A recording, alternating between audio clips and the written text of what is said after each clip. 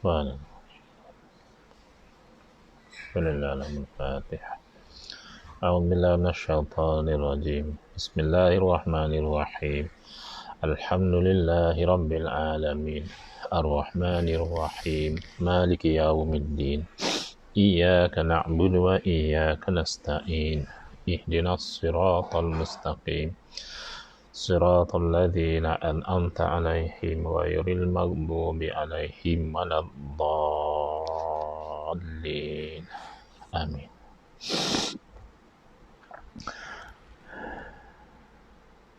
Assalamualaikum warahmatullahi wabarakatuh. Bismillahirrahmanirrahim. Alhamdulillahi rabbil alamin. Wa afdhalus salati wa atammu taslimi ala sayyidina Muhammadin wa ala alihi wa sahbihi ajmain. Rabbi shrah li sadri wa yassir li amri wahlul 'uqdatam min lisani yafqahu qawli. Subhanaka la ilma lana illa ma 'allamtana innaka antal alimul hakim. Allahumma akhrijna min zulumatil wahmi wa akrimna binuril fahmi waftah alaina bima'rifatil ilmi wa sahhil akhlaqana bil hilm waj'alna mimman yastami'una al-qawla fayattabi'una ahsanah. Allahumma ati nufusana taqwaha wa zakkiha anta khairu man zakkaha anta waliyuha wa maulaha. Allahumma arinal haqqa haqqan warzuqna ittiba'ah wa arinal batila batilan warzuqna istinabah. Allahumma anfa'na bima 'allamtana wa 'allimna ma yanfa'una wa zidna ilman wa huda. Amma ba'd. Alhamdulillah, muslimin muslimat yang mengikuti live di Facebook, di page Facebook saya, iaitu siri yang ke-9. Kita itu menghuraikan isi kitab Bid'ah Hasanah, Bid'ah Hasanah, sebuah pendekatan baru yang disusun oleh guru saya Al-Fadhil Muhammad Al-Fadhil Kiai Muhammad Idrus Ramli hafizahullah wa nafa'ana bihi wa bi'ulumihi fid dharaini amin. Ini siri yang ke-9 yang mana siri menghuraikan kitab Ahli Sunnah wal Jamaah ini dianjurkan oleh Ahli Sunnah wal Jamaah Research Group, ARG pusat, yang mana pada awalnya dilakukan live itu di page mereka, tapi tak silap saya mulai dari siri yang ke-3 atau yang ke-4, walaupun anjuran masih lagi anjuran ARG, tetapi live dilakukan di page saya sendiri, Engku Ahmad Fadzil, di original page. Baik, jadi alhamdulillah malam ini insya-Allah kita akan sambung membaca, memahami dan mengambil manfaat dari isi kitab Bid'ah Hasanah ini, iaitu yang mana kita telah dalam kuliah-kuliah yang lalu menghuraikan bagaimana Rasulullah sallallahu alaihi wasallam sendiri mempunyai sikap yang mana baginda itu tidak automatik menolak setiap perkara yang baharu, walaupun di dalam urusan ibadah, perkara yang baharu bermakna perkara yang tidak disuruh oleh Rasulullah SAW ataupun tidak dilakukan oleh baginda, tetapi dilakukan oleh para sahabat. Baginda akan nilai terlebih dahulu, sekiranya perkara yang dilakukan oleh sahabat itu perkara yang baik daripada neraca syarak, maka baginda sallallahu alaihi wasallam mengiktiraf perkara baharu tersebut. Dan kita juga telah dalam kuliah semalam, kita telah menjelaskan kekeliruan sebahagian daripada saudara-saudara kita tentang kejadian sahabat Nabi Sayyidina Bilal bin Rabah radhiyallahu anhu yang melakukan solat sunat setiap kali selesai berwudu sebagai salah satu insiden yang mana Nabi SAW mengiktiraf perbuatan ataupun inisiatif baharu dari para sahabat dengan kata mereka insiden itu tidak boleh dijadikan sebagai bukti adanya bid'ah hasanah, kerana katanya sudah ada riwayat hadis bahawa Nabi SAW memang menganjurkan kita melakukan salat sunat selepas dari berwudu. Jadi saya telah huraikan, kalau kita fokus kepada insiden itu pun semata-mata, kita akan dapati bahawa ada dua kemungkinan. Kemungkinan yang pertama adalah berlaku terlebih dahulu inisiatif daripada Sayyidina Bilal bin Rabah radhiyallahu anhu, barulah datang anjuran daripada Nabi SAW untuk melakukan salat sunat selepas setiap kali berwudu, ataupun boleh jadi sebaliknya, berlaku anjuran daripada Nabi SAW terlebih dahulu, barulah dilakukan oleh Sayyidina Bilal bin Rabah radhiyallahu anhu. Dua-dua ni adalah possible. Jadi kedua-dua ni adalah kemungkinan yang sama seimbang. Maka kalau kita assume salah satunya, tentulah assumption itu perlu berlandaskan kepada sesuatu faktor kita sebut sebagai murajjih, sesuatu yang mentarjih, yang memberatkan salah satu dari dua possibility yang sama seimbang itu. Dan saya katakan tidak ada di sana satu indikasi bahawa anjuran Nabi sallallahu alaihi wasallam itu berlaku terlebih dahulu daripada perbuatan Sayyidina Bilal bin Rabah radhiyallahu anhu. Sebaliknya, ada indikasi daripada jawapan Sayyidina Bilal bin Rabah radhiyallahu anhu bahawa itu adalah satu inisiatif yang pada pandangan beliau. Dalam satu riwayat beliau mengatakan, wa ma asabani hadathun qattu illa tawaddatu wa ra'aitu anna lillahi alayya rak'ataini. Tidaklah berlaku pada saya itu hadas, lalu saya itu melainkan saya itu berwudu, dan saya memandang bahawa Allah ke atas saya itu ada hak Allah untuk saya sembahyang 2 rakaat. Jadi kalaulah misalnya anjuran daripada Nabi SAW yang berlaku dahulu, tentulah tidak demikian. Jawapan daripada Sayyidina Bilal bin Rabah radhiyallahu anhu menisbahkan pandangan itu kepada dirinya sendiri. Tentulah Sayyidina Bilal bin Rabah radhiyallahu anhu menisbahkan kepada Nabi SAW bahawa saya melakukan amalan yang saya paling harapkan itu ialah saya mengikut anjuran daripada baginda Nabi SAW supaya melakukan salat sunat 2 rakaat selepas daripada wudu. Jadi possibility itu memberat ke sebelah, berlaku inisiatif dahulu, barulah berlaku anjuran daripada Nabi SAW. Itu daripada satu sudut. Daripada sudut yang lain, kerana insiden Nabi SAW mengiktiraf inisiatif daripada sahabat, bukan satu-satunya yang itu sahaja, banyak lagi insiden yang lain, iaitu misalnya inisiatif daripada Sayyidina Mu'az bin Jabal radhiyallahu anhu, yang mana sebelum itu kalau orang itu masbuk lewat solat, orang itu akan diberi isyarat oleh orang lain berapakah yang dia sudah tertinggal, dia akan cukupkan dahulu, barulah dia join jamaah bersama dengan orang lain. Tetapi Sayyidina Mu'az bin Jabal radhiyallahu anhu tanpa suruhan daripada Nabi SAW membuat inisiatif, beliau terus masuk berjamaah bersama orang ramai. Selepas bagi salam, barulah beliau cukupkan yang mana beliau tertinggal. Jadi ini jelas, ini bukan anjuran awal daripada Nabi SAW. Cuma selepas berlaku, barulah Nabi SAW mengiktiraf perbuatan itu dengan sabda baginda, innahu qad sanna lakum mu'azun fahakadha fasna'u. Sesungguhnya Mu'az telah buat satu cara untuk kamu, maka dengan cara tersebut hendaklah kamu lakukan. Jadi mungkin orang yang masih keliru, dia kata masih tak boleh jadi dalil bid'ah hasanah. Kenapa? Kerana sudah ada pengiktirafan daripada Nabi SAW. Bila Nabi SAW iktiraf, maka pengiktirafan Nabi SAW itu menukar perbuatan itu menjadi sunnah.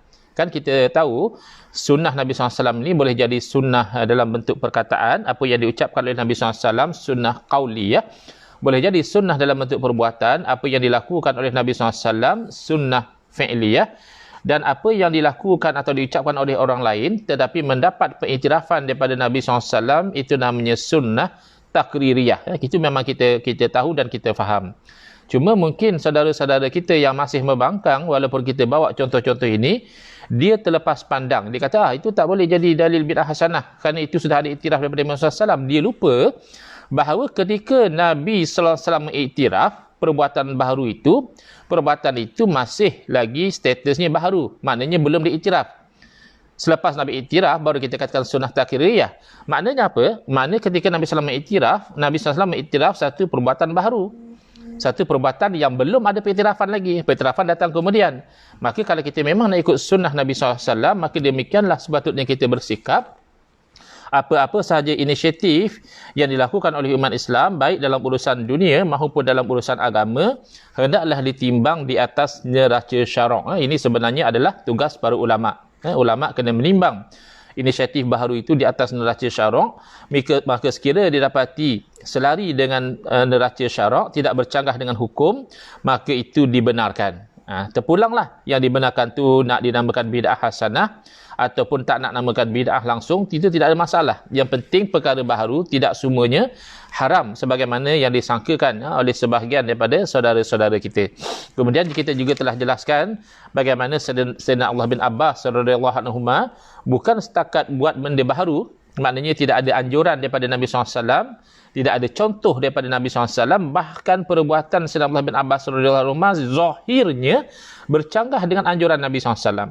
Bila Ibn Abbas radhiyallahu anhu datang untuk ikut Nabi SAW solat malam, Nabi SAW menarik beliau untuk duduk sebaris dengan Nabi SAW. Mana ini jelas anjuran daripada Nabi SAW, duduk sebaris dengan saya. Tetapi bila Nabi SAW mula solat, Sayyidina Abdullah bin Abbas dengan inisiatif dia sendiri, tanpa suruhan daripada Nabi SAW, bahkan berbeza dengan anjuran Nabi SAW, mundur ke belakang. Sehingga kan lepas solat, Nabi SAW terpaksa tanya. Nabi SAW tanya beliau, apa hal kamu ni? Saya dah letakkan kamu sebelah saya, kamu pergi undur ke belakang. Kenapa? Soalannya begitulah. Lalu dia menerangkan bahawa tujuan dia berundur ke belakang itu kerana dia memandang tidak layak sesama level dengan Nabi SAW, padahal Nabi SAW itu adalah utusan Allah yang dikurniakan pelbagai kelebihan oleh Allah Ta'ala. Jadi kelebihan daripada sudut martabat dan juga darajah itu dikiaskan, dijadikan sebagai asas qiyas oleh Ibn Abbas radhiyallahu anhu atas sikap beliau. Juga beliau merasakan tidak layak untuk sama dengan Nabi SAW pada kedudukan solat, dan kias beliau ini, analogi beliau ini diiktiraf oleh Nabi SAW, dan Nabi mendoakan agar sentiasa Allah Ta'ala menambahkan ilmu dan kefahaman Ibn Abbas radhiyallahu anhu dalam urusan agama. Itu kita telah selesaikan dalam kuliah yang semalam. Kemudian ketika kita berkuliah semalam, masuk, Alhamdulillah, masuk kawan-kawan kita yang tak bersetuju, yang tidak satu pendirian dengan kita. Saya bersyukur kerana sekurang-kurangnya ada sebahagian daripada mereka masih sudi untuk mengikuti live kita ini, walaupun dia tidak sama pendirian dengan kita, tapi sekurang-kurangnya dia mengikuti. Dan kalaupun dia tidak mengikuti secara penuh, ada komen yang dia tu tidak bersetuju, tapi cara dia komen itu dalam bentuk soalan. Sebabkan saya katakan boleh berlaku bid'ah hasanah, perkara baharu yang baik, hatta di dalam urusan ibadah. Jadi dia kata, kalau macam itu Ustaz, saya ni jenis orang yang suka sujud. Jadi apa kata kalau saya sujud 10 kali? Kan Ustaz kata dalam urusan ibadah pun boleh berlaku bid'ah hasanah. Jadi saya ni suka sujud, saya nak sujud 10 kali dalam solat.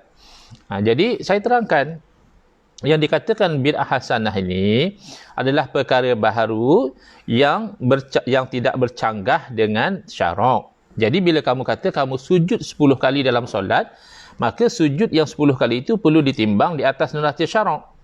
Jadi saya katakan sebagai contoh, kalau kamu solat, solat fardu yang 4 rakaat, katalah kamu solat isyak sebentar tadi, maka bila 4 rakaat, kita tahu setiap rakaat ada 2 sujud. Kalau 4 rakaat, bermakna akan ada 8 sujud. Dan katalah kamu dalam solat isyak tadi, kamu terlupa untuk tahiyat awal, membaca tahiyat awal ataupun tasyahud awal. Kamu lupa, sepatutnya lepas 2 rakaat kan kita tasyahud awal, jadi terlupa kan. Dan juga kita tahu kalau terlupa tasyahud awal, maka kita disunatkan sujud sahwi. Berapa kali sujud sahwi? 2 kali. Jadi tadi dah ada 8 sujud yang biasa, dicampur dengan 2 sujud sahwi kerana lupa, maka menjadi 10.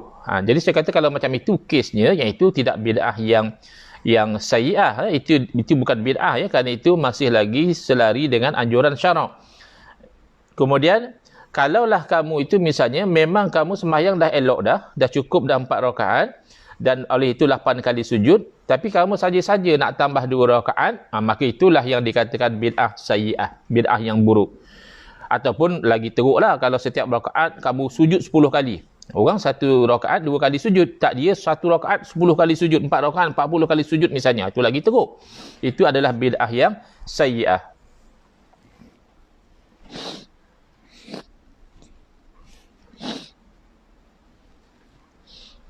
Itu adalah bid'ah yang buruk, ya. Baik. Jadi kalau ditanyakan, kenapa pula kata ustaz bid'ah hasanah pun boleh dalam ibadah? Ya, kan bid'ah hasanah tu kalau tak bercanggah dengan syarak. Kamu sujud 10 kali, padahal sepatutnya 8 sahaja.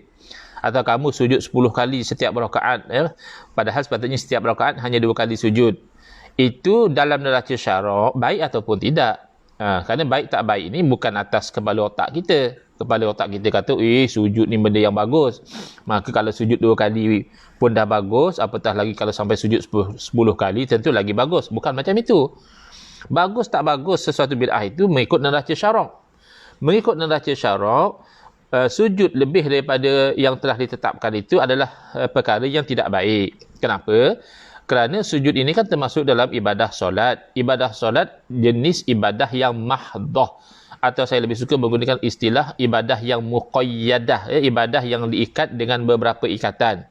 Antara ikatan ibadah solat adalah ikatan waktu, yang bermakna kita dengan sengaja melakukan solat luar daripada waktunya tanpa ada rukhsah, tanpa ada keringanan seperti musafir yang dibenarkan solat jamak takdim ataupun solat jamak takhir. Dalam keadaan biasa dia sengaja keluarkan daripada waktu, maka itu adalah bid'ah yang sayyi'ah. Itu satu perkara yang dosa. Kemudian misalnya diikat dengan bilangan, ya, maka kita bilangan rakaat kita tidak boleh tambah atau kurangkan dengan sengaja. Ataupun dalam soalan yang diajukan semalam adalah sujud, ya. Kita tambah sampai jadi 10 sujud. Padahal sepatutnya yang 4 rakaat tu hanya 8 sujud saja, tapi kita tambah jadi 10, ataupun setiap rakaat kita buat 10 sujud, maka itu jelas, ya, bid'ah yang sayyi'ah dalalah, ya, bid'ah yang buruk dan sesat kerana mengubah ibadah yang telah diikat lain dari ikatan yang telah diikatkan itu. Kemudian diikat dengan keadaan suci dari hadas, keadaan menghadap kiblat, diikat juga dengan kaifiat, ya, caranya, rokok ada caranya, sujud ada caranya, bahkan sujud itu kan ada 7 anggota sujud, kalau kita lakukan kurang dari itu tidak sah dan sebagainya. Itu ibadah yang muqayyadah, yang diikat. Yang selalu berlaku bid'ah hasanah ini adalah dalam ibadah yang ghairu mahdhah, ibadah yang ghairu muqayyadah, ibadah yang tidak diikat, umpama zikir, nak zikir bila, nak zikir di mana, nak zikir banyak mana, nak zikir seorang ke ramai-ramai, nak zikir dalam keadaan menghadap kiblat ke tak menghadap kiblat, nak zikir dengan suci dari hadas atau zikir dalam keadaan tak suci dari hadas, nak zikir dengan lafaz yang warid daripada Nabi SAW atau nak zikir dengan lafaz yang tidak warid tetapi masih termasuk dalam zikir. Itu ada kelonggaran, ada keluasan, dan semuanya itu berpayung dengan dalil yang umum. Bukan kata langsung tidak ada dalil, bukan ibadah itu direka macam itu, tidak. Ibadah itu sudah ada asasnya, ya, zikirnya telah ada dalil. Misalnya wadhkurullaha dzikran katsira, hendaklah kamu zikir akan Allah Ta'ala dengan zikiran banyak. Fadhkurullaha katsiran wadhkurullaha katsiran la'allakum tuflihun. Hendaklah kamu zikir akan Allah Ta'ala dengan zikiran banyak, moga-moga kamu mendapat kejayaan. Dan banyaklah ayat-ayat dan hadis-hadis yang menganjurkan supaya kita itu berzikir kepada Allah Ta'ala. Maka nak mengatakan bahawa tidak ada dalil, tak betul. Sudah ada dalil, cuma dalil itu umum. Maka dari segi pendetailannya itu, orang yang nak melarang sebenarnya yang dia kena bawa dalil. Misalnya, ya, ada orang dia berzikir sambil berdiri, ya, duduk berdiri, dia berdiri lalu dia berzikir la ilaha illallah, la ilaha illallah. Maka ada orang kata mana boleh zikir macam tu bid'ah, tidak ada dalil bahawa Nabi SAW zikir macam itu. Sebenarnya dia yang kena bawa dalil untuk melarang, kerana zikir ini apabila Allah Ta'ala perintahkan, dia perintah itu dalam bentuk umum. Wadhkurullah. Ni Allah tidak kata wadhkurullaha qa'ida misalnya. Hendaklah kamu zikir Allah Ta'ala hal keadaan kamu duduk. Tak ada. Wazkurullah umum macam itu saja, maka dia merakumi zikir sambil duduk termasuk zikir, zikir sambil berbaring itu termasuk dalam zikir, zikir sambil berdiri itu termasuk dalam zikir. Maka kalau dia nak melarang misalnya, nak mengatakan oh zikir sambil berdiri ni tak boleh, ni bid'ah, dia yang kena bawa dalil. Kerana dia nak cuba mentakhsiskan, dia cuba nak menyempitkan dalil yang umum, dan lebih-lebih lagi memang ada indikasi bahawa zikir berdiri itu satu perbuatan yang masyru', yang dibenarkan, yang dianjurkan dalam syarak, iaitu dalil ayat Al-Quran sendiri. Allah memuji alladzina yadhkurunallaha qiyaman wa qu'udan wa ala junubihim, orang yang zikir akan Allah Ta'ala qiyama, dalam keadaan berdiri Allah puji, wa qu'uda, dalam keadaan duduk juga Allah puji, wa ala junubihim, dalam di atas lambung, yakni sedang dalam keadaan berbaring juga Allah Ta'ala puji. Jadi hati-hati ya. Kita harap sangat ya saudara-saudara kita yang tak sama pendirian dengan kita dalam bab bid'ah ini, kalau kamu hadir dalam live kita itu, tolong hadir dengan niat yang ikhlas untuk mencari kefahaman dan juga kebenaran. Dan kalau bertanya soalan pun kita alu-alukan, kita mengatakan ahlan wa sahlan wa marhaban bikum, silakan ajukan soalan. Cuma ini pesanan ya, sebagai saudara seagama, kita berpesan ikhlas kepada saudara-saudara kita yang tidak sama pendirian itu. Kalau boleh usahakanlah ya, pertanyaan kita itu isti'laman wastifhama, iaitu soalan yang berbentuk untuk mendapat maklumat dan juga untuk mendapat kefahaman. Dengan tujuan itu ditanyakan. Jangan kita bertanya didorong, iaitu dia katakan inadan wastihza'a. Jangan sekali-kali kamu itu bertanya dengan didorong oleh perasaan degil dan juga nak memperolok-olokkan. Kenapa?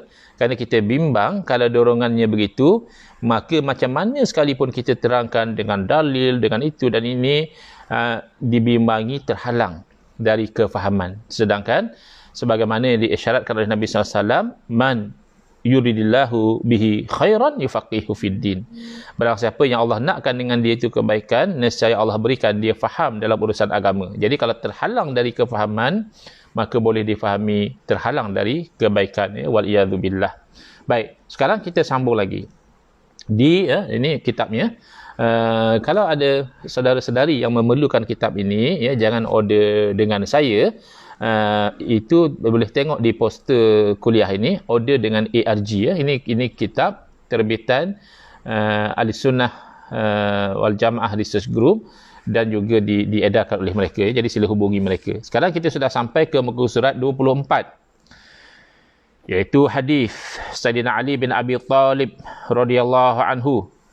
An Ali radhiyallahu anhu qala kana Abu Bakrin radhiyallahu anhu yukhafitu bi sautihi idza qara'a, wa kana Umaru radhiyallahu anhu yajharu bi qira'atihi, wa kana Ammarun radhiyallahu anhu idza qara'a ya'khudhu min hadhihi surati wa hadhihi surati. Fadhukira dhalika lin nabiy sallallahu alaihi wasallam.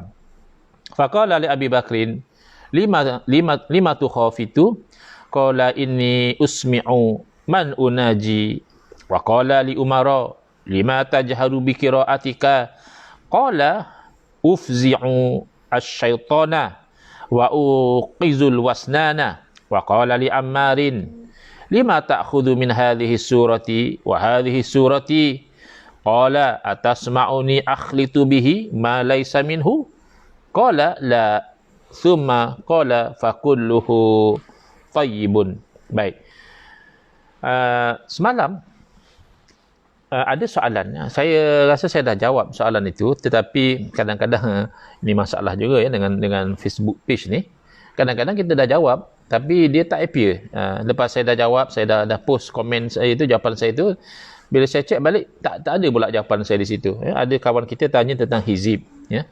Hizib ini adakah termasuk dalam perkara bid'ah, dan kalau begitu adakah bid'ah yang hasanah ataupun bagaimana ya? Hizib Bahar, hizib Imam Nawawi dan sebagainya. Baik, insya-Allah jawapan kepada soalan itu ada dalam hadis ini daripada Sayyidina Ali bin Abi Talib radhiyallahu anhu. Dia berkata, adalah Sayyidina Abu Bakar radhiyallahu anhu apabila membaca Al-Quran, dia membaca dengan suara yang lirih ya, suara yang perlahan. Sedangkan Sayyidina Umar radhiyallahu anhu dia membaca Al-Quran dengan suara yang keras. Dan Sayyidina Ammar radhiyallahu anhu apabila membaca Al-Quran, dia mencampurkan surah ini dengan surah itu. Maknanya dia bukan baca terus macam tu. Dia baca surah ini, nanti dia baca surah lain, ya. Jadi ketiga-tiga ni adalah sahabat Nabi, dan ketiga-tiganya ni topiknya melakukan ibadah ghairu mahdah. Ya, baca Al-Quran itu adalah ibadah, tetapi bukan ibadah yang semata-mata diikatkan dengan kaifiat begini-begini, tidak. Dia ibadah yang tidak diikat. Contohnya, nak baca Quran bila, tak ditetapkan. Nak baca Quran di mana, secara umumnya di mana-mana yang sesuai. Nak baca Quran banyak mana, terpulang pada kemampuan. Ya. Nak baca Quran dengan suara yang perlahan, tak ada masalah. Nak baca Al-Quran dengan suara yang tinggi pun boleh. Nak baca Al-Quran ayat ni sikit, nanti baca ayat lain lagi, nanti baca surah lain lagi misalnya. Ini yang diceritakan dalam hadis ini. Jadi ada tiga cara baca Al-Quran. Sayyidina Abu Bakar radhiyallahu anhu membaca Al-Quran dengan suara yang perlahan. Sayyidina Umar radhiyallahu anhu membaca Al-Quran dengan suara yang tinggi. Sementara Sayyidina Ammar radhiyallahu anhu membaca Al-Quran itu dengan menebuk-nebuk, ya, sekejap baca yang ini, sekejap baca yang lain. Lalu dilaporkan perbuatan tiga orang sahabat Nabi ini radhiyallahu anhum kepada Nabi SAW. Jadi tidaklah Nabi SAW tu seperti sikap golongan Wahabi, mereka ni gopoh. Wahabi ni mereka gopoh. Mereka suka assume secara buruk, ini bid'ah. Mana ada dalil baca Quran dengan suara macam ni? Mana ada dalil baca Quran dengan cara macam ni? Mana ada dalil tebuk-tebuk ayat Quran macam ni? Jadi itu sikap Wahabi, ya, bukan sikap Nabi SAW. Nabi cermat. Nah, bila dapat tiga cara yang berbeza dalam membaca Al-Quran ni, Nabi tanya dahulu, apa sebab? Kenapa Abu Bakar kamu baca dengan suara yang perlahan? Lalu Sayyidina Abu Bakar radhiyallahu anhu menjawab, aku ni kan mendengarkan bacaan aku ni kepada yang dia boleh dengar apa yang aku baca. Yakni Allah dapat dengar suara saya ni walaupun perlahan, bukan bermakna Allah tak dengar. Lalu bertanya kepada Sayyidina Umar radhiyallahu anhu, kamu pula kenapa membaca Al-Quran dengan suara yang keras, dengan suara yang tinggi? Lalu dijawab Sayyidina Umar radhiyallahu anhu, aku mengusir syaitan dan menghilangkan mengantuk. Ya, sebab bila kita membaca Al-Quran dengan suara yang tinggi, itu dapat menjauhkan daripada godaan syaitan, yang mana kita itu kalau perlahan kadang-kadang kita jadi galit, kita teringat dengan benda-benda lain, dan boleh jadi kita mengantuk. Ya, kalau kita baca Bismillahirrahmanirrahim. Alhamdulillahilladzi anzala ala abdihil kitab. Kita boleh jadi mengantuk.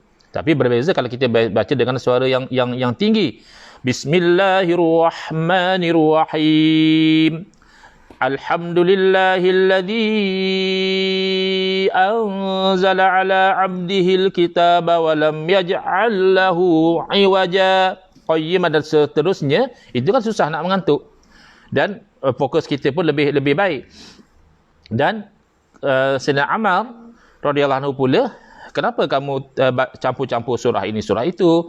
Maka Sayyidina Ammar menjawab, ada tak pernah mendengar aku mencampur dengan sesuatu yang lain? Maknanya walaupun aku mencampur-campurkan, tebuk-tebuk macam itu, tapi semua yang aku baca itu adalah Al-Quran. Lalu beliau menjawab, tidak. Maka Nabi SAW bersabda, fakulluhu tayyibun. Kalau begitu halnya semuanya baik. Baca Al-Quran dengan cara perlahan pun bagus, baca Al-Quran dengan cara yang kuat pun bagus, kerana dorongannya semua baik. Kemudian membaca Al-Quran dengan memilih-milih surah-surah ataupun ditebuk ayat-ayat tertentu juga bagus. Jadi kembali kepada soal tentang hizib tadi, hizib tu kebanyakannya adalah menembuk-nembuk begitu. Jadi bercampur antara dia itu membaca ayat suci Al-Quran dengan dia itu mendoa dengan doa-doa yang baik kepada Allah Ta'ala. Itu basically hizib, ya.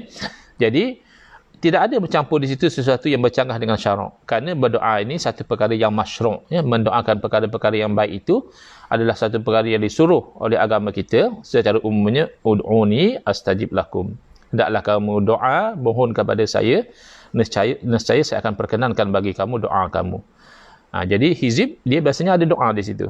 Kemudian ada juga dibaca ayat-ayat Quran, tapi tidaklah dibaca secara ikut turutannya begini sampai habis, tidak. Tapi ditebuk-tebuk ayat ini yang mungkin ada kena-mengena dengan doa yang dibacakan. Maka daripada hadis ini, walaupun dari segi pendetailan tu bid'ah, misalnya hizib bahar. Mana dalil hizib bahar diamalkan oleh Nabi SAW? Mana dalil misalnya hizib bahar diamalkan oleh para sahabat, maka daripada sudut itu bid'ah. Mana benda baru. Tidak ada susunan hizib bahar sebegitu itu daripada Nabi SAW dan juga daripada para sahabat. Tapi daripada sudut konsepnya tidak bid'ah. Iaitu membaca ayat-ayat Quran dengan bercampur-campur, tidak dibaca secara tersusun daripada mula sampai akhir, tapi ditebuk ayat ni sikit dibaca, ditebuk ayat ni sikit dibaca. Ini adalah sandarannya. Maka masih lagi minhu, kan dalam hadis Nabi SAW, man ahdatha fi amrina hadha ma laisa minhu fahuwa raddun. Barang siapa yang mengada-adakan dalam urusan agama kami sesuatu yang bukan dari agama, maka perkara itu tertolak. Jadi yang kawan-kawan kita yang sudah terpengaruh dengan fahaman Wahabi ini, yang dia terlepas pandang adalah kalimah ma laisa minhu. Kalimah itu penting. Yang tertolak itu adalah perkara baharu yang tidak ada dari agama. Adapun mafhum mukhalafahnya yang difahami secara sebaliknya, man ahdasa fil amrina haza ma minhu wa huwa laisa biraddin. Barang siapa yang mengada-adakan dalam urusan agama kami ini sesuatu yang dari agama. Jadi membaca Al-Quran dengan ditebuk-tebuk itu minhu, daripada agama, kerana diiktiraf oleh Nabi SAW. Maka dari segi konsep asasnya itu adalah satu perkara yang laisa biraddin, ya. Hizib-hizib ini bukanlah perkara yang tertolak dalam agama, cuma malangnya, ya, kawan-kawan kita yang sudah terkena dengan virus, ya, fahaman Wahabi ini, dia ada sekarang ni kita ada coronavirus, ya. Coronavirus ini memudaratkan jasad tubuh badan kita. Boleh jadi batuk, boleh jadi sesak nafas dan akhirnya boleh jadi sampai meninggal dunia kalau kena coronavirus, wa'iyadzubillah. Tapi kalau kena nak panggil apa? Coronavirus, Wahabi virus lah kot, ya. Wahabi virus ini pun mudarat juga. Tapi biasanya Wahabi virus ini dia asalnya dia akan memudaratkan kepada kebolehan berfikir dengan betul, ya. Kebolehan berfikir dengan waras itu terjejas, kemahiran berfikir dengan logik itu terjejas, lalu banyak berlaku berfikir secara su'uzon, ya. Misalnya bila kita bercerita tentang hizib, hizib Imam Nawawi, hizib Bahar, hizib itu dan hizib ini, maka kadang-kadang golongan Wahabi ini memperli macamlah apa yang disusun oleh para ulama itu lebih baik daripada apa yang datang daripada Nabi SAW. Ini kan su'uzon daripada kamu. Orang yang membaca hizib itu mereka tidak mendakwa pun bahawa hizib yang mereka baca itu lebih baik daripada wirid yang warid daripada Nabi SAW. Bahkan kita sendiri pun berpendirian, kita nak berhizib atau apa sekalipun, jangan sampai yang warid daripada Nabi SAW tu kita tinggalkan. Contohnya kalau lepas solat, kan ada istighfarnya. Kalau maghrib dan isyak ada la ilaha illallah wahdahu la syarikalah, lahul mulku wa lahul hamdu yuhyi wa yumitu wa huwa ala kulli syai'in qadir 10 kali. Lain daripada maghrib dan isyak, tak apalah kalau nak tinggalkan yang itu. Maghrib dan bukan maghrib dan isyak, ya, maghrib dan subuh. Lain daripada maghrib dan subuh, tak apalah kalau tak nak la ilaha illallah wahdahu la syarikalah 10 kali. Tapi kalau maghrib dan subuh, usahakan 10 kali, kerana ada dijanjikan kelebihan, diberi 10 kebaikan, dihapuskan 10 kejahatan, dinaikkan 10 darajah, dijadikan perisai daripada syaitan dan perkara-perkara yang makruh, perkara-perkara yang dibenci. Kemudian Allahumma ajirni minan nar 7 kali daripada Nabi SAW. Kalau disebut lepas daripada sembahyang maghrib, meninggal dunia pada malam itu tidak masuk neraka. Kalau disebut selepas daripada salat subuh 7 kali, meninggal pada siang itu tidak masuk neraka. Jadi yang macam ini bentuknya, yang itu kita usahakan sebaik kita jangan ditinggalkan. Maknanya apa? Janganlah pula kita sibukkan dengan hizib-hizib, tetapi yang warid daripada Nabi SAW kita tinggalkan. Jadi itu macam tak kena. Tetapi kalau kita memang mengamalkan wirid daripada Nabi SAW sebagaimana yang sepatutnya, cuma dalam masa yang sama kita juga ada beramal dengan hizib dan sebagainya, maka adalah satu bentuk su'uzon, buruk sangka daripada saudara-saudara kita ini bila mengatakan takkanlah apa yang disusun oleh para ulama lebih baik daripada apa yang datang daripada Nabi SAW. Itu bukan asas kita mengamalkan. Itu bukan asas kita kerana amalan ulama lebih baik pada amalan Nabi, na'udzubillah min zalik. Bahkan ulama-ulama yang menyusun hizib juga tidak pernah mendakwa demikian. Tetapi hizib ini berdasarkan daripada apa yang dibolehkan dalam agama, sebagaimana yang kita baca dalam hadis daripada Sayyidina Ali bin Abi Talib radhiyallahu taala anhu. Baik. Dalam hadis tersebut, 3 orang sahabat Nabi tiga orang sahabat Rasulullah SAW, iaitu Sayyidina Abu Bakar radhiyallahu anhu, Sayyidina Umar dan Bilal. Ini mungkin salah cetak ya. Sayyidina Umar dan Ammar radhiyallahu taala anhum ajma'in mempunyai cara sendiri dalam membaca Al-Quran ya. Nak cari dalil khusus Nabi suruh kamu kena baca perlahan, kamu kena baca kuat, kamu kena baca tebuk-tebuk macam ni, tidak ada. Tetapi oleh kerana ketiga-tiga cara itu selari dengan syarak dan dorongannya pun tidak bercanggah dengan syarak. Abu Bakar baca perlahan, mungkin dia lebih menghayati dengan bacaan perlahan, dan kerana dia faham bahawa perlahan pun bukan berarti Allah tidak dengar. Sayyidina Umar radhiyallahu anhu membaca dengan suara yang tinggi kerana itu menghilangkan mengantuk, menjauhkan daripada gangguan syaitan. Sedangkan Bilal, bukan Bilal, Ammar radhiyallahu anhu, boleh dibetulkan ni kalau yang ada kitab betulkan di situ. Mencampurkan antara ayat ni kemudian baca ayat lain, ternyata semuanya dibenarkan oleh Rasulullah SAW dan beliau menganggapnya baik ya. Wa kulluhu tayyib. Maka berarti tidak semua tata cara ibadah yang belum pernah diajar oleh Nabi SAW itu automatik salah, tidak. Kalau automatik salah, Nabi kena larang. Nabi kata, oh jangan buat, kamu kalau nak baca Quran kena ada dalil dulu cara baca itu daripada saya. Tidak demikian. Jadi tata cara sahabat Bilal lagi ditulis sini, sebenarnya Sayyidina Ammar radhiyallahu anhu itu sesuai menjadi dalil sebahagian bacaan susunan para ulama yang mencampur, ada beberapa ayat dicampur dengan ayat ni, surah ni dicampur dengan surah ini, sudah ada sandarannya. Maka kalau dikatakan bid'ah dari segi detailnya pun, maka dari segi asasnya tidak bid'ah, sesuai dengan hadis Nabi SAW, man ahdasa fi amina hadha ma laysa minhu fahuwa raddun. Barang siapa yang mengada-adakan dalam urusan agama kami ini sesuatu yang bukan dari agama, maka perkara itu tertolak. Mafhum mukhalafah difahami secara sebaliknya, man ahdasa fi amrina hadza ma minhu fahuwa laisa biraddin. Barang siapa yang mengada-adakan dalam urusan agama kami ini apa yang ada asalnya dalam agama, maka yang perkara itu tidak ditolak. Kejadian yang kelima di muka surat 26, hadis Sayyidina Amr bin Al-As radhiyallahu anhu. An Amr bin Al-As radhiyallahu anhu annahu lamma bu'itha fi ghazwati dhatis salasil qala ihtalamtu fi lailatin baridatin shadidatil burudati fa ashfaqtu in ightasaltu an ahlaka fatayammamtu thumma sallaitu bi ashabi salatas subhi walamma qadimna ala rasul sallallahu alaihi wasallam zakaru lahu dhalika faqala ya Amr sallaita bi ashabika wa anta junubun fakultu zakartu qaulallahi ta'ala wala taqtulu anfusakum innallaha kana bikum rahima fatayammamtu wa shallaitu fadhahika Rasulullah sallallahu wa lam yaqul syai'a. Baik, ini menarik ya. Sahabat Nabi Sayyidina Amr bin Al-As radhiyallahu anhu, dia menceritakan apabila dia diangkat dalam satu peperangan, mengetahui peperangan yang dikenali sebagai peperangan Dhatis Salasil. Salasil ni asalnya makna rantai ya, rantai-rantai yang bersambung itu. Lalu pada malam tu yang sangat sejuk, kata dia, ihtalam tu, saya bermimpi basah, wet dream. Maknanya apa? Bukan mimpi biasa ni ya. Ini mimpi yang menyebabkan kena mandi wajib. Tapi mimpi itu pula berlakunya pada malam baridatin syadidatil burudah. Malam yang sejuk, bukan sejuk biasa-biasa, sejuk yang tersangat sejuk. Fa ashfaqtu in ightasaltu an ahlaka.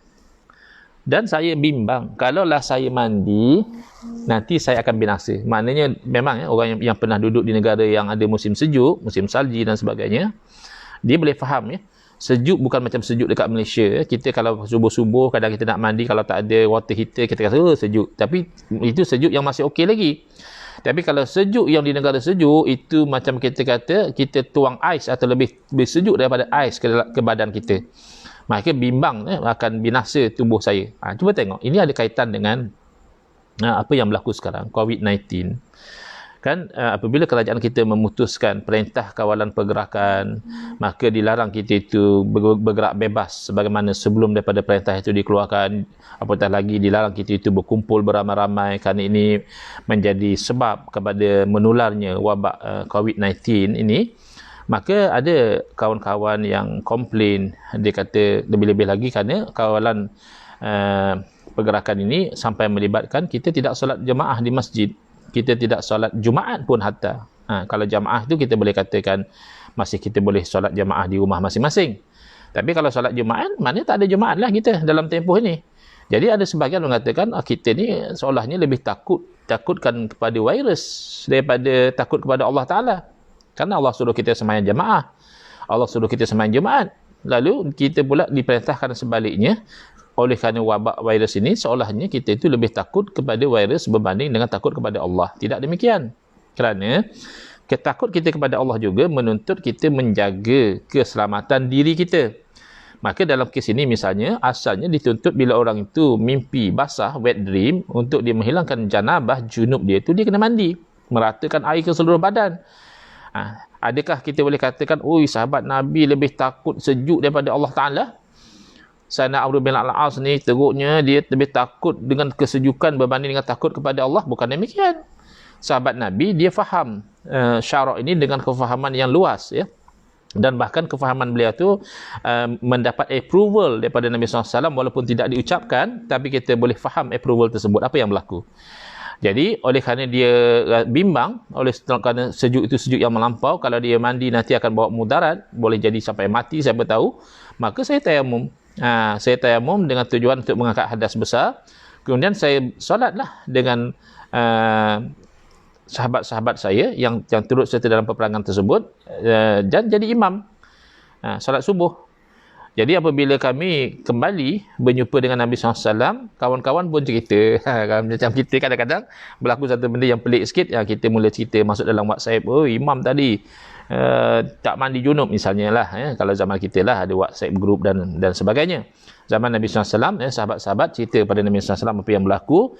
Jadi Nabi SAW bertanya, Nabi teks kepada Sayyidina Amru, wahai Amru, kamu tadi solat dengan kawan-kawan kamu dalam keadaan kamu junub ke? Nabi tanya. Lalu Sayyidina Amr bin Al-As mengatakan, menjawab pertanyaan Nabi SAW, saya teringat firman Allah Ta'ala, wala taqtulu anfusakum innallaha kana bikum rahima. Jadi Sayyidina Amr bin Al-As memberitahu pada Nabi SAW, saya buat macam itu sebab saya teringat firman Allah. Allah berfirman, jangan kamu bunuh diri kamu sendiri. Kan sehari dua ni ada orang, oleh kerana dia dengar fatwa dari mufti, dan memang ini fatwa yang sebenarnya dari hakikatnya betul, iaitu siapa yang meninggal akibat daripada wabak COVID, dia dianggap sebagai mati syahid. Tapi bukanlah syahid dunia atau dunia akhirat yang tak perlu nak dimandikan dan sebagainya macam orang syahid dalam peperangan, tapi ini syahid akhirat. Maknanya ada peluang dia itu mendapat ganjaran sebagaimana orang mati syahid. Lalu ada orang seolah-olah dia sengaja nak supaya diri dia itu dijangkiti dengan COVID-19 dengan alasan supaya dia bila mati maka dia akan mati syahid. Ini tak betul, ya. Kerana itu seolah-olah dia membunuh diri dia sendiri, ya. Yang dikatakan orang itu dia mendapat ganjaran seperti mati syahid itu kalau dia tidak melakukan perkara yang melanggar syarak. Kita sengaja mencari jalan supaya kita dijangkiti, itu cara yang dilarang oleh syarak. Wala taqtulu anfusakum, jangan kamu bunuh diri kamu sendiri. Bahkan dalam satu peperangan pun satu orang tentera yang dengan sengaja dia tu membunuh diri dia sendiri, itu Nabi SAW memberitahu dia daripada ahli neraka. Jadi hati-hati. Dan bahkan dalam hadis sahih riwayat Imam Bukhari rahimahullah daripada Sayyidatina Aisyah radhiyallahu anha, diberitahu bahawa orang yang dilanda wabak taun, kita boleh kiaslah dengan wabak-wabak yang lain, lalu dia itu yang kusufi baitihi sabiran muhtasiba, dia itu duduk dalam rumah dia, macam kita sekarang lah, stay at home. Perdana Menteri kata stay at home, polis kata stay at home, askar kata stay at home, kawan-kawan kata stay at home. Rupanya stay at home ni sesuai dengan anjuran daripada Nabi SAW. Fayam kusufi baitihi, bila berlaku wabak taun maka dia duduklah di rumah dia. Tapi sabar, dia sabar. Tak adalah dia tu merungut, ya Allah kenapa bagi aku terkurung macam ni. Tak, dia sabar. Muhtasiban, mengharapkan ridha daripada Allah Ta'ala. Maka orang itu mendapat ganjaran mislu ajri syahid, seperti ganjaran orang yang mati syahid. Dan Al-Imam Ibn Hajar Asqalani rahimahullah ta'ala mensyarahkan hadis itu, mengatakan siapa yang memenuhi sifat tersebut, iaitu dia diuji dengan wabak, lalu dia itu sabar duduk di rumah dia, mengharapkan redha daripada Allah Ta'ala, dan dia yakin bahawa tidak akan menimpa satu apa pun kepada dia melainkan apa yang Allah Ta'ala telah tentukan untuk dia. Dia ada keyakinan tauhid macam itu, walaupun dia tidak mati dengan sebab penyakit taun tu, mungkin dia mati satu masa lagi dengan sebab-sebab yang lain, tetap dia mendapat pahala mati syahid. Jadi jangan sengaja dicari jangkitan COVID-19 dengan alasan kononnya nak mati syahid. Itu bukan anjuran agama kita. Bila Sayyidina Amr bin Al-As mengatakan demikian, saya tayamum dan saya solat itu kerana saya ingat Allah Ta'ala larang jangan bunuh diri kamu sendiri. Nabi SAW ketawa. Fadhahika Rasulullah SAW. Tetapi ketawa Nabi SAW bukan macam ketawa kita. Kita kalau ketawa tu berdekah-dekah. Ketawa Nabi SAW itu hanya sedikit saja, dan Nabi tidak kata apa-apa. Nah, ini adalah pengiktirafan daripada Nabi SAW apa yang dilakukan oleh Sayyidina Amr bin Al-As itu radhiyallahu anhu, dan ini dalam bab ibadah, dalam bab solat, walaupun asalnya tidak ada anjuran demikian daripada Nabi SAW. Bahkan Nabi tanya kenapa beliau buat begitu, tapi oleh kerana ianya selari dengan syarak yang menuntut kita supaya menjaga badan kita, nyawa kita daripada binasa, maka Nabi SAW mengiktiraf dengan ketawa baginda, dan dengan baginda tidak melarang perbuatan tersebut. Jadi jelas bahawa kalau kita tu memang betul nak ikut sunnah Nabi SAW, macam itulah caranya. Jangan terus-terus kita itu mengatakan ini Nabi tak buat, ini haram. Yang keenam, ini kita laju-laju saja, insya-Allah lah, bagi orang yang cari kebenaran dan kefahaman, yang ada ni sudah lebih dari memadai sebenarnya. Hadis daripada Sayyidina Umar bin Al-Khattab radhiyallahu anhu, Ali bin Umar radhiyallahu anhu qala jaa rajulun wan nasu fi sholati faqala hina wasala ila as-safi Allahu akbaru kabiran walhamdulillahi katsiran wa subhanallahi bukratan wa asila. Ini yang kita katakan doa iftitah daripada Sayyidina Abdullah bin Umar radhiyallahu anhuma. Datang satu orang lelaki hal keadaan orang sedang solat. Dia datang orang tengah solat. Lalu bila dia sampai ke saf, dia semayang, dia baca Allahu akbaru kabira walhamdulillahi katsiran wa subhanallahi bukratan wa asila. Qala falamma qada Nabi SAW salatahu qala man sahibul kalimat. Bila Nabi SAW selesai salat, Nabi tanya, siapa yang mempunyai kalimat ni? Siapa yang baca macam tu tadi? Qala rajulu ana ya Rasulullah wallahi ma aradtu biha illa al-khaira. Jadi lelaki itu menjawab, dia mengakulah, saya ya Rasulullah. Kalau Nabi SAW yang anjurkan suruh sebut macam tu, Nabi tak tanya. Berapa Nabi nak tanya benda itu yang Nabi SAW sendiri suruh? Masalahnya Nabi tak suruh, dia yang pandai-pandai baca. Lalu Nabi tanya, akhirnya dia mengaku, dan dia menerangkan kepada Nabi SAW, demi Allah, ma'aradtu biha illal khaira, saya tidak ada kehendak daripada apa yang saya sebut itu melainkan nakkan kebaikan. Jadi kadang-kadang golongan Wahabi ni dia perli, asalkan baik boleh buat, mana boleh dia kata. Apa pula yang mana boleh? Memang agama kita suruh menimbang benda itu baik. Kalau baik boleh buat. Tapi baik itu bukan macam Wahabi sangkakan. Sujud 10 kali sembahyang pun baik. Sembahyang subuh 4 rakaat pun diperlinya sebagai baik. Kita melontar jamrah 7 batu 2 lebih pun agak baik. Itu baik versi Wahabi. Versi orang yang faham agama, baik itu bukan yang demikian. Baik itu baik yang selari dengan syarak. Jadi orang ini berdoa dalam solat, dan memang dalam solat ini tempat kita berdoa. Bahkan as-solah itu pun asal maknanya doa. Jadi oleh kerana doa beliau pada masa tersebut selari dengan syarak, tidak bercanggah dengan syarak, bahkan baik, Nabi SAW iktiraf, dan Nabi menerangkan, laqad ra'aitu abwabas samai futihat lahunna. Aku telah melihat pintu langit terbuka bagi menerima doa ini.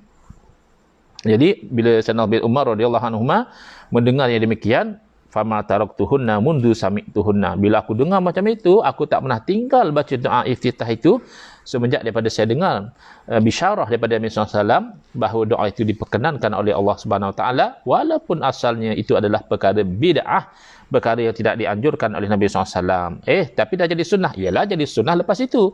Maknanya sunnah Nabi SAW mengiktiraf perkara baru yang tidak bercanggah dengan syarak. Kalau Wahabi faham. Tapi Wahabi biasa gagal faham. Minta maaf Moga-moga kawan-kawan kita yang sudah terpengaruh dengan fahaman Wahabi ini, dan juga moga-moga kepada kita juga Allah berikan kefahaman yang bagus dalam urusan agama.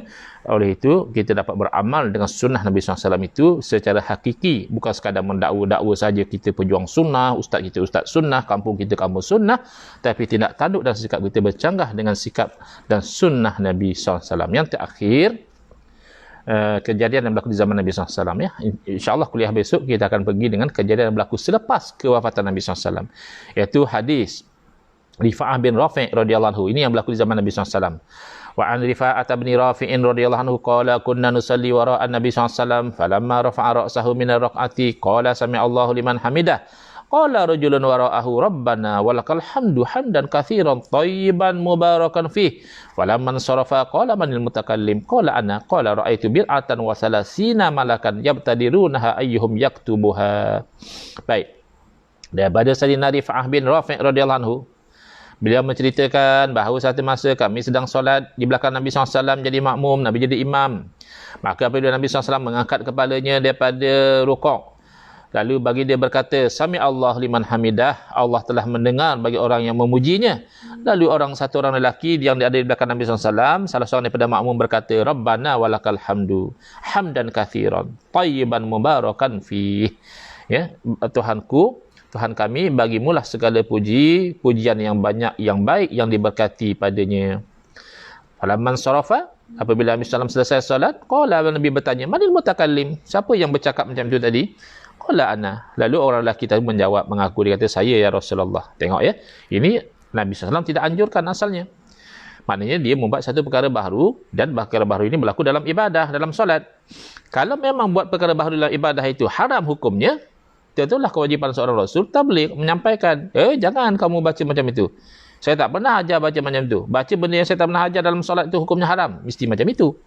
Tapi oleh kerana tidak demikian sebenarnya, maka bila dilihat oleh Nabi SAW bahawa itu bacaan yang bagus, lalu Nabi SAW menceritakan apa yang bagi dia nampak, bagi dia mengatakan, Ra'aitu bid'atan wa thalathina malakan yabtadirunaha ayyuhum yaktubuha. Saya telah melihat lebih daripada 30 para malaikat berlomba-lomba untuk menulis pahalanya. Mana kalau Wahabi bersikap asal Nabi tak buat dia haram, asal Nabi tak buatnya bid'ah sesat, asal Nabi tak buat dia masuk neraka, maknanya Wahabi juga bukan saja mencanggahi sunnah Nabi SAW, sikap Nabi SAW, bahkan juga bercanggah dengan sikap para malaikat. Para malaikat tidak lihat, ini orang baca benda yang tidak diajar oleh Rasul, kita tulis dosa. Tidak. Mereka menulis pahala untuk dia. Jadi selesai ya. Sebenarnya banyak ya, kalau kita nak bawa contoh-contoh perkara-perkara baharu yang dilakukan oleh para sahabat di zaman Nabi SAW, apabila perkara baharu itu selari dengan tuntutan syarak, diiktiraf oleh Nabi SAW, itu banyak. Tapi sudah memadai setakat ini. Kalau ada yang ada soalan, boleh tuliskan di ruangan komen. Kalau mampu, insyaAllah pada kuliah yang akan datang kita akan cuba jawab dan terangkan, dan insya-Allah kita akan pergi kepada perbuatan-perbuatan sahabat Nabi melakukan perkara-perkara bid'ah, perkara-perkara baharu selepas daripada kewafatan Nabi sallallahu alaihi wasallam. Jadi yang lebih faham agama itu insya-Allah ya, bukannya Wahabi tetapi para sahabat Nabi radhiyallahu anhum ajma'in. Hadza wabillahi taufiq wal hidayah. Wassalamualaikum warahmatullahi wabarakatuh. Bismillahirrahmanirrahim. Alhamdulillahirabbil alamin wassalatu wassalamu ala asyrafil anbiya wal mursalin wa ala alihi wa sahbihi ajma'in. Allahumma shrah sudurana wa ahsin akhlaqana wa azim ujurana wa nawwir qulubana bi nuri hidayatika kama natarada bi nuri syamsika abadan abada bi rahmatika ya arhamar rahimin. Allahumma kshif anna hadzal bala wal waba innaka ala kulli syai'in qadir. Allahumma irfa' anna hadzal bala wal waba innaka ala kulli syai'in qadir. Allahumma asrif anna hadzal bala wal waba innaka ala kulli syai'in qadir. Wa sallallahu ala sayidina Muhammadin wa ala alihi wa sahbihi wasallam. Walhamdulillahirabbil alamin. Wal afu minkum.